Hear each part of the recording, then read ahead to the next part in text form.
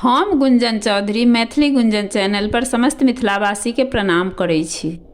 आइ हम एकटा सोहर गीत लऽ कऽ उपस्थित छी। आशा करै छी जे ई गीत अहाँ सबके जरूर पसंद आयत।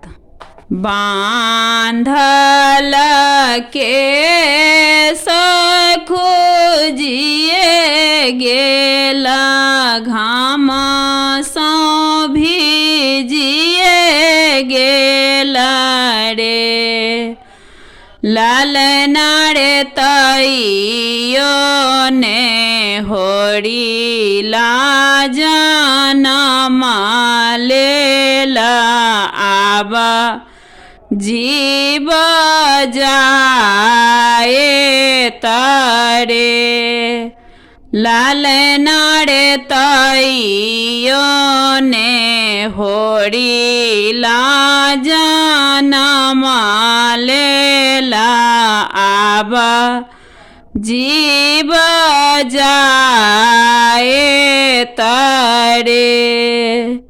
सासु मोरा सुतली भानस घर, ननदी को बर घर रे, लालना रे हुनी प्रभु सुतल मंदिर घर, ककरा जगाए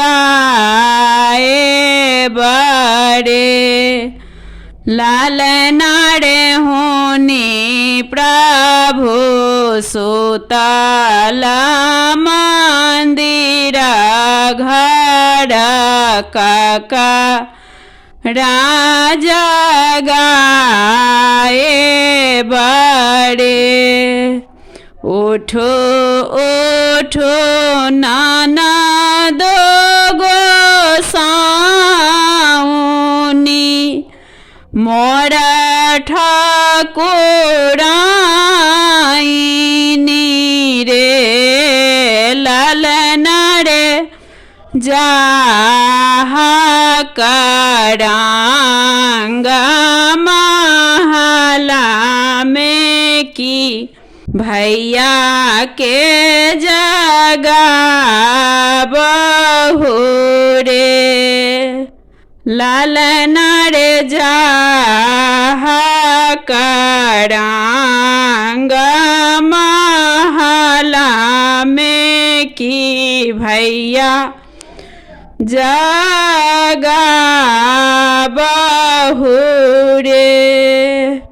चुटकी शब्द सो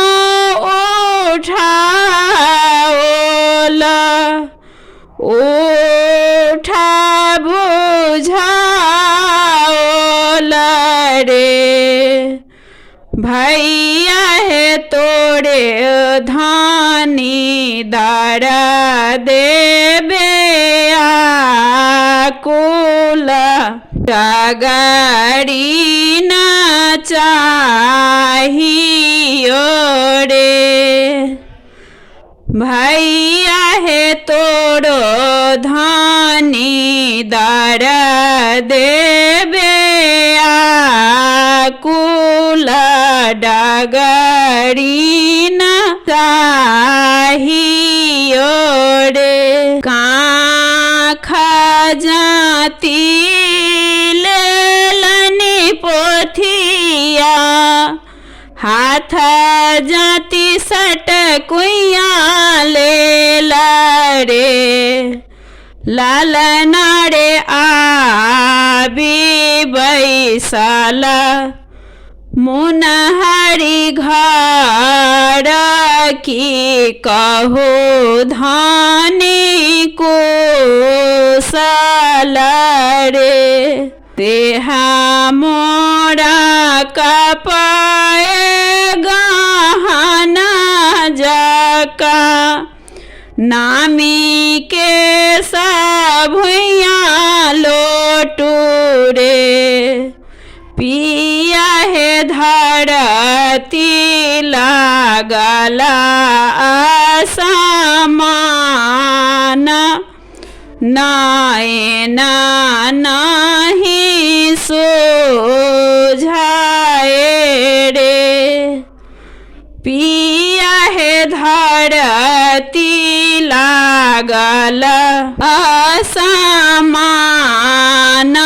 नयन नहीं